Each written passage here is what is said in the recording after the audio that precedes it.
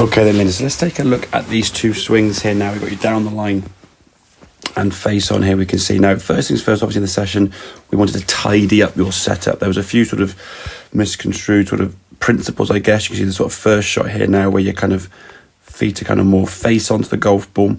Then you said there was a few other situations where people said open up your feet here like this. Obviously with your toes facing in this way, your body now is a little bit out of sync and not really sort of in the right position to play these shots. So I don't mind having the front foot opened up, but I want this back foot here to be pointing in a sort of more conventional position. Get your shoulders and hips a bit more square onto target rather than sort of twisting and then forcing yourself to contort yourself back to the golf ball.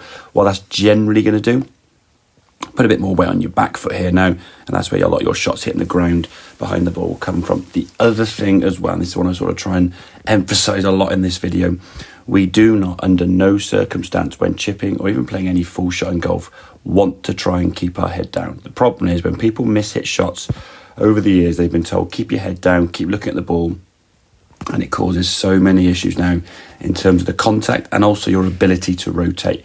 We can look here now as you go back on the takeaway, there's not really much movement now in the body, okay? It's more with your arms sort of moving this club away. So the club now kind of sort of works back a little bit, sort of with the arms a bit rigid and a bit stiff. We want to see the arms kind of working in a little bit more this way, while having a little bit of wrist hinge to keep the club from missing that bag we've got here on the inside.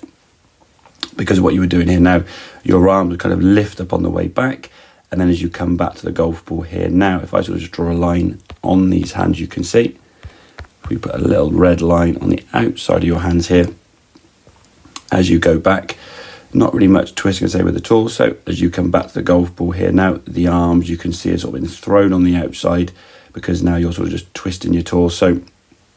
As you come back through, catching the hosel there of the club as we're going to see, and the ball then shooting across the ground. Now, even though we have shanked this one, we can clearly see here now your nose looking down towards the ground.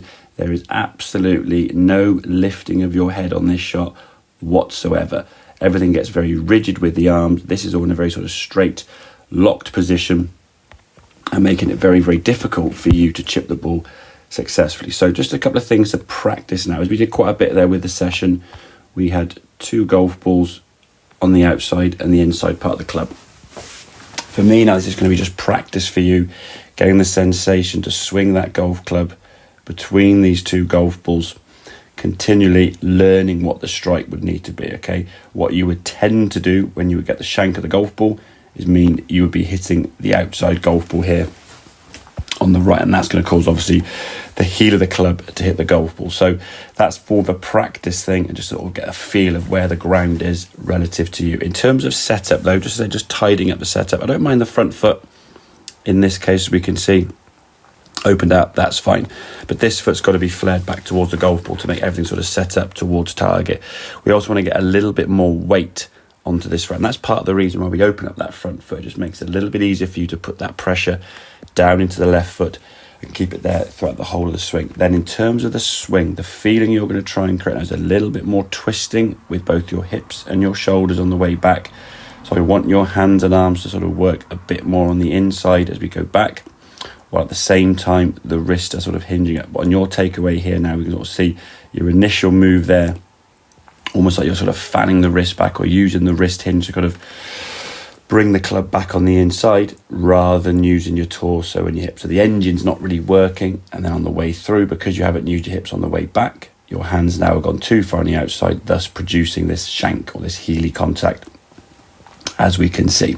And then of course then the head stays down a little bit too long. So in terms of setup, like I say, just a bit more tidier with the setup, slightly opened up with this front foot and weight forward. The feeling then is used in the body, and as we said, I think in the drill there on the chipping green, imagine you've got something in your hand, you're trying to hand that object to somebody to your right and then hand the object to someone to your left, not trying to get too rigid, too stiff, too tense. And once you kind of learn where that low point is, where the middle part of the golf club is, and your confidence is going to start increasing, then we can start working on distance control, your landing spot, your choice of club. But for the moment now, it's just getting that strike back on the middle of the golf club, and that's going to take a little bit of practice, like I say, and probably more practice without the golf ball. I think few swings, as we suggested, with your eyes shut, just to get the feel of how that club's going to work through the hitting area, it's going to be really, really important for you, okay? We want to make this more of a feel-based shot. We don't want to be getting too technical. It's all about feel, really, but there's a few technical things that need to be ironed out just to get you in a position from where your feel can then start getting back to where it needs to be. So, as I say, better setup.